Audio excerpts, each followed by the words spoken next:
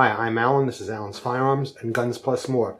Recently, I've got a comment from a fellow who admits he's just a video commando. And let me explain what that means. All of his information doesn't come from experience. It's not firsthand. It's just him going over lots of videos and write-ups and that kind of stuff. And he's come to conclusions from people who may or may not have had real experience giving their opinions and theories. And I always take issue with people like that because they always come off as they seem to know what's real and they give their opinions as facts. But this gentleman came right up and said, I'm a video commando. And I respect that because he's letting us know where he's coming from the beginning. And he mentioned that in his mind, the best self-defense weapon is a revolver. He mentioned a particular 357, but he mentioned a particular Smith & Wesson, which I was not actually familiar with the model number. And when I looked it up, I found out why. It's a $1,000 gun, and people don't buy $1,000 snub noses. There is no reason unless it's a collectible. That's basically why people that are video commandos need education from people who know the real world. You're going to carry a gun, yes. You want it to be reliable. You want it to be a name brand. You want it to have the reputation that when you pull the trigger, it goes bang. There is not always, there are exceptions, but for the most part, revolvers, many more moving parts in a revolver than in a semi-automatic. And I told him I would he asked me to do a video on that particular gun, which I'm not going to do because to do one, that means I have to get it. And to get it, I'm not going to be able to sell it. But this is a Model 38. This came in, this is a rarish type gun. It's got collectability attached to it, along with very usable. And they make similar guns right now that fit this criteria, that look like this, that operate like this.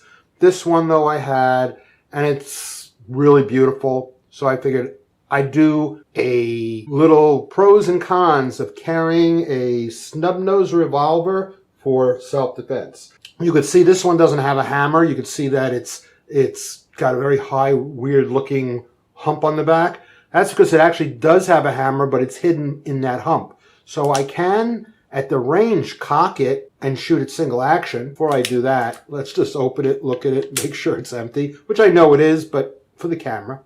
So I cock it, pull the trigger. So at the range, I can get that extra bit of accuracy out of it. Because when you pull a double action trigger, of course, it makes your hand shake, which of course leads to an inaccurate shot. But self-defense, 98% of the time, real life scenario is 3 feet, 3 shots, 3 seconds. So you're pulling it out and you're going bang, bang, bang. That's the way it works. This reason that the hammer is covered, you do still have that option of pulling the hammer, but it won't get caught on your clothing. So that's the plus on this. It won't get caught on clothing. The downside of having the hammer spur hidden, it is more difficult to get to. So even if you practice pulling it out, it's difficult to cock it like that. Some people will carry it with a hammer spur exposed, an exposed hammer spur gun, and they practice drawing. They put their thumb on the hammer spur, so that's what makes it so it won't get caught on their clothing, at the same time cocking it and firing it. So that is a way to carry this gun. It's an option. By the way, some of these things that I mentioned may work for you and some may not. It's all about the ability of the carrier. So I'm not saying, and nobody should tell you, this is how you have to carry it. This is the only way that makes sense. You carry it the way it makes sense to you. Now, there are certain things that are stupid. And can you carry it that way? Sure you can. But it's stupid. Like carrying it in a pocketbook. Most of the time, if a woman's being robbed on the street, they're stealing your pocketbook. They're grabbing it off of your shoulder or pulling it out of your hand, which means you don't have your gun, they do. And once they get to a place where they can rifle it, you just arm them to rob the next person. The downsides, that's a con of where to carry it. Where should you carry it? Anywhere on your person where you can readily get your hands on it is fine. And you just have to practice making sure you can get your hands on it. Right-handed or left-handed, you should be able to draw your firearm.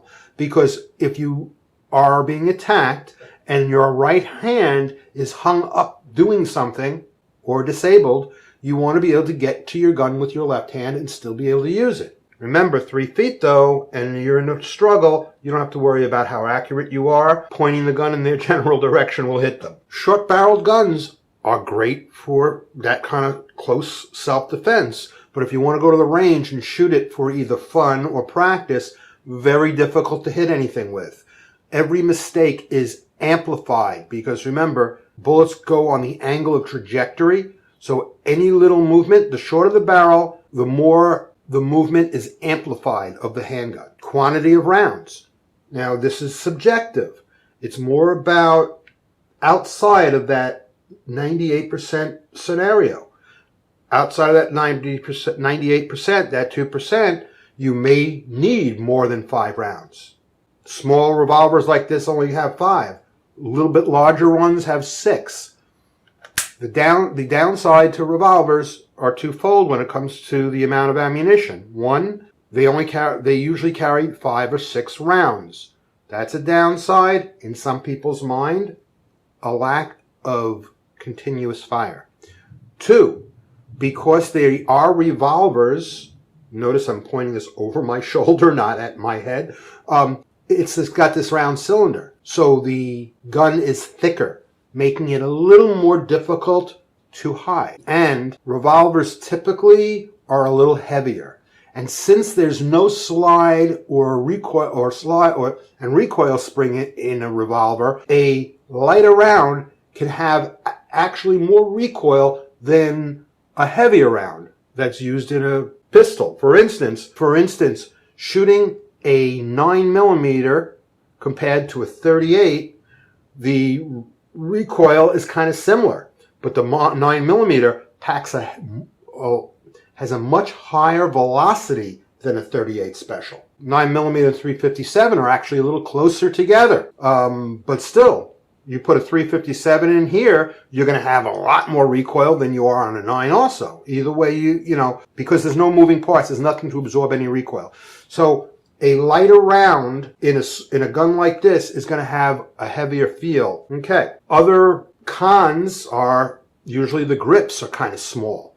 You can get bigger grips, but you're already dealing with a thick middle of the gun. What makes these guns great? I told you what makes them not so great. Now I got to tell you what makes them great. I don't want revolver lovers hate me because I love revolvers. I just don't carry one myself. But what makes a revolver great is even though there's more mechanical parts that can go wrong with a revolver, a good revolver from a good revolver company maintained properly has less of a chance of a failure. Though it can fail, it has less of a chance of a failure. There's less things that can go wrong with a revolver because most of the things that go wrong with a pistol are the fault of the user, and this is basically user-proof, meaning there's very little a user could do to screw this gun up except not clean it or do something stupid like flick the cylinder closed like you see on TV. That damages the gun. Slamming it closed damages the gun.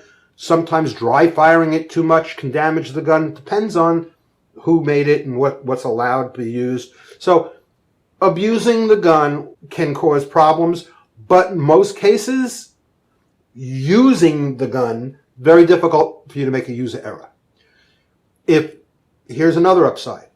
If it's not the gun, if it's the ammo, you have a bad piece of ammo in a pistol, you pull the trigger, it goes click, you have to pull the slide before you get to the next round. Now, today, I did another video on the R51, and I had some good ammunition with me and some crappy ammunition with me. And when I put some crappy ammunition in that gun, it went click. And it wasn't the gun because we put that same ammunition into a couple other 9mm and it went click, which means you have to pull the slide, you have to clear that round, and you have to then release the slide to reload it. With a revolver, if it goes click, you just pull the trigger again, and a whole new round comes up in front of the hammer. So This is how long it takes between a bad round to a good round. This is how long it takes from a bad round to a good round with a pistol. Big difference. And if you're in a fight and don't have this hand, you can't even clear it. So that goes to show you that revolvers have a great place, and that's why they're making a big comeback. 3 rounds, 3 feet, 3 seconds, revolvers fit that. And people feel more comfortable with something that has less to do with proficiency with a gun. A lot of people want guns today, but they don't want to go to the range and shoot it all the time. They just want to protect themselves. A person who shoots all the time, they're more likely to be comfortable with a pistol because they have real experience with the gun. They know when it will fail and how it will fail, and they know that their particular gun won't fail. So that is my case on revolvers versus pistols. Most revolvers have a release, have a ejection rod that will push out the spent shells if they get stuck in here because they expanded but didn't contract. Some of the cheap junk does that. This one is factory nickel. I'm going to give you a little bit on the finishes. You have blue. Well, first which is basically the original finish. Blued guns, blued and brown guns. So you have bluing. Bluing is when they take the metal gun, it's usually done on metal, and it's dipped into an acid bath at a very high temperature, and that acid bath rusts the gun, but the rust that it rusts it, unlike air and water, it rusts it blue. And the blue rust is very dense and hard. And when you take the gun out and stop the process from happening, that blue rust protects it from oxidation rust, air rust. Okay? So that's how that works. So it protects it from air rust. Then you have other finishes that are not bluing or acid baths.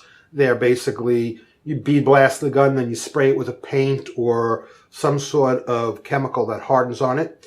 And then you have stainless steel, which is a particular type of steel, and aluminum, which they usually use on the parts of the gun that aren't under stress. So you have stainless and aluminum. Stainless is very strong, very heavy metal, very rust resistant, but not rust proof. And aluminum doesn't rust, but it's light, very difficult to color and make it look good. So they usually leave it brushed looking. And then you have nickel.